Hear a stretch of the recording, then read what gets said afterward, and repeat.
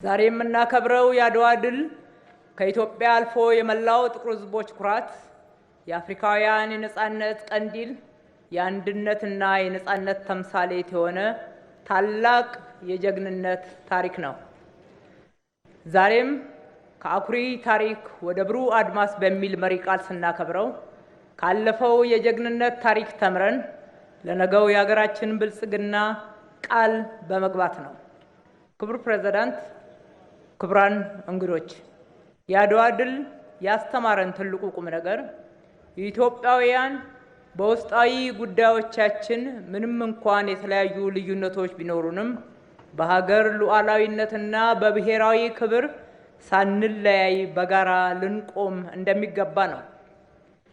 የአድዋ ጀግኖች ልዩነቶቻቸውን እንዲሁም ቅሬታዎቻቸውን ወደ ጎን ትተው በአንድነት ሆነው በደምና በአጥንታቸው ኢትዮጵያን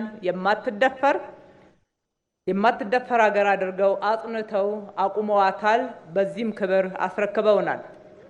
ዛሬም እኛ የዚህ ዘመን ትውልድ በተለይም ወጣቱ ይህንን የጀግንነት መንፈስ ተላብሶ ልዩነቱን በሰለጠነ መንገድ በውይይት እየፈታ ለብሔራዊ ጥቅምና ለሀገር ክብር በጋራ ዘብ የመቆም ታሪካዊ ኃላፊነት እንዳለበት በማስተዋል ይገባል።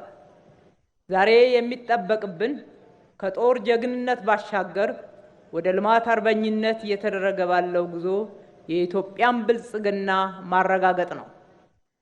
ጀግንነት በጦር ሜዳ ወራሪን ማሸነፍ ብቻ አይደለም።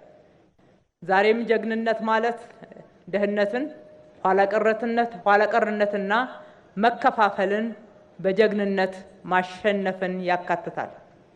የአድዋ ጀግኖች በክቡር መስዋዕትነት ሀገር እንዳስከበሩ ሁሉ እኛም የሀገራችንን ሉዓላዊነት ከየትኛውም ትንኮሳ ተከላክለን በጽናት በላባችን በእውቀታችን የሀገራችንን ብልጽግና ማረጋገጥ ይጠበቅብናል።